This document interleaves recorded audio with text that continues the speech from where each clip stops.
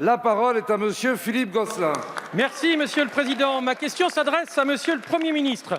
Souvenez-vous, en 2017, votre gouvernement nous promettait un monde nouveau. Il devait moderniser la vie politique, en finir avec les pratiques iniques, corriger les défaillances de notre démocratie. Rien que ça. 5 ans plus tard, ce nouveau monde nous paraît pire, il faut le dire, que l'ancien. Votre majorité, finalement, reproduit et même accentue tous les travers politiques qu'elle dénonçait hier. Depuis septembre, le président de la République fait campagne, matin, midi et soir, avec le chéquier de la France. Il multiplie les dépenses électoralistes à mesure que la présidentielle se rapproche. Certes, cela n'est pas totalement nouveau, mais dans des proportions pareilles, on n'a jamais vu ça.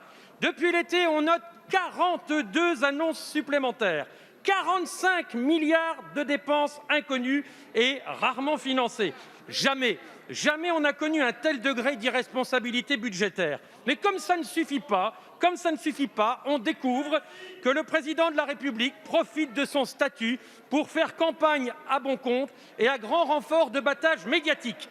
L'émission qui sera diffusée demain soir est bien une émission de campagne, ni plus ni moins, personne ne s'y trompe.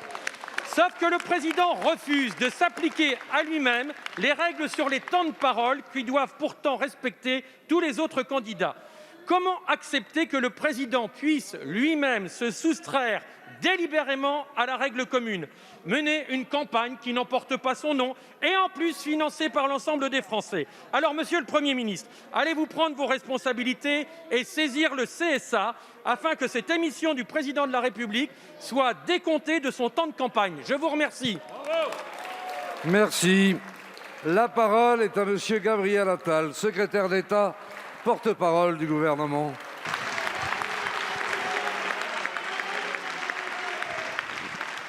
Monsieur le député Gosselin, quand on cherche à convaincre les Français, on cherche à leur parler, pas à empêcher les autres de le faire.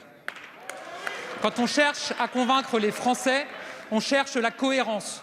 Vous êtes en train de dire l'exact inverse de ce que vous disiez il y a 10 ans quand vous défendiez à raison la légitimité du président Sarkozy, à parler de son action face à la crise jusque tard en 2012.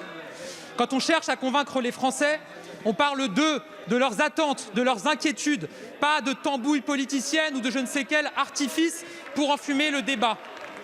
Mais la réalité, c'est que votre écran de fumée masque bien votre gêne et votre embarras.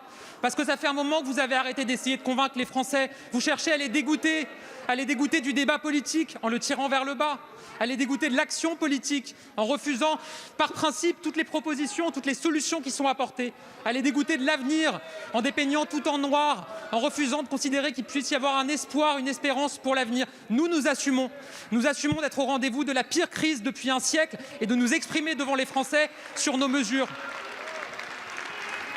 Oui, nous assumons d'être au rendez-vous de l'Europe et de lui fixer un cap pour les mois à venir.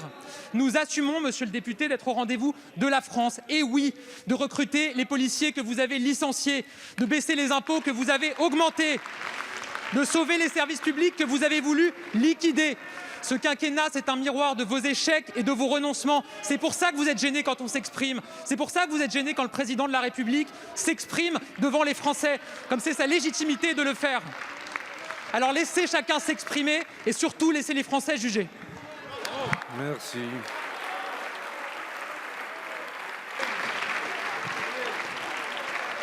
Monsieur Gosselin, vous avez la parole. Oui. Monsieur le ministre, puisque vous parlez de Nicolas Sarkozy, sachez qu'en 2012, en janvier 2012, son temps de parole a été décompté et il a été considéré comme présumé candidat par le CSA. Appliquez donc les mêmes règles, puisque vous semblez les ignorer. Attendez, une seconde. Monsieur le député, je vais vous donner une information exclusive. On est en décembre. On n'est pas encore en janvier. Les règles du CSA, elles sont très claires. Les règles du CSA.